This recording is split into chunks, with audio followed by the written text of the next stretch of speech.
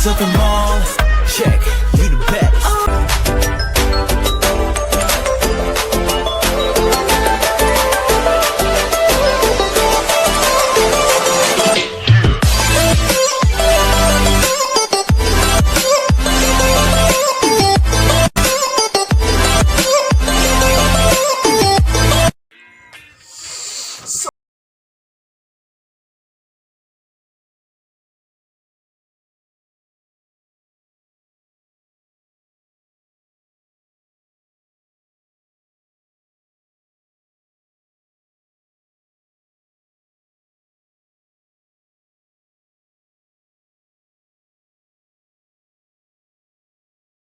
Yung bagong nag-release ng kanta.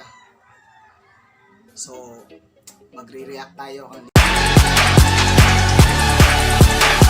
Okay guys, sabi ng mga sabi ng mga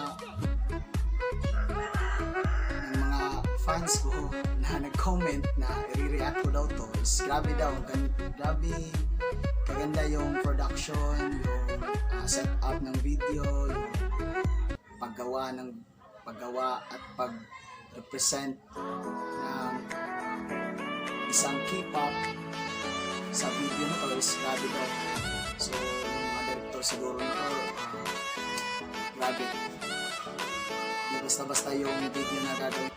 Talagang panoorin natin kung ano ba talaga this time na nagustuhan nyo yung reaction video. Sorry sa lahat ng mga friend, hindi pa masyadong magandaan sa reaction video kasi first time ko po pang re-react ng mga video guys, so pagpasensyaan nyo na. So, ito, ipi-play na natin ngayon. Grabe ang bangis ng video na to guys, sabi nila, kasi hindi ko pa to napanood, so panoorin natin. Guys, start na guys.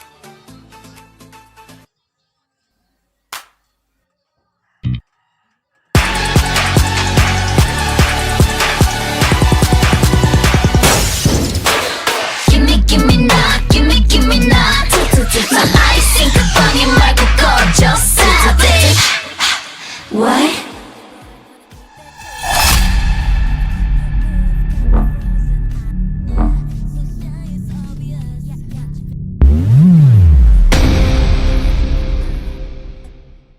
Music, yung choreography, yung lahat-lahat na, etc.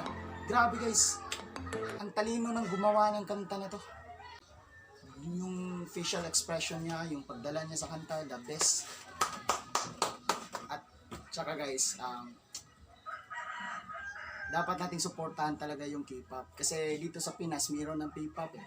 So, hindi dahil sa K-pop, yung Pinas ngayon, hindi na makaka-create ng K-pop guys. So, pasalamatan natin yung Korean guys kasi sila talaga yung nangunguna ngayon. At saka yung Pinoy ngayon, may sarili na rin tayong atin, yung tinatawag na P-pop, Filipino pop. So, kung gusto nyo manood ng mga Filipino pop like SB19,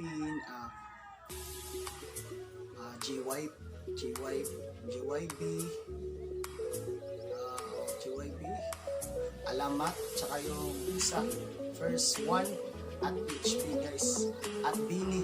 Panoorin nyo yan guys, yung mga sinabi kong mga P-pop guys. Marami ng P-pop dito sa Pinas guys, so hindi lang natin masyadong nag-discover, pero grabe ang Pilipinas ngayon guys, grabe ang Pinoy ngayon, parang K-pop na rin. So guys, huwag nyo kalimutan mag-like, share, comment, and subscribe. I-click na rin natin yung notification bell para mas updated kayo sa susunod na naman nating video. So, dito na tayo nagtatapos guys.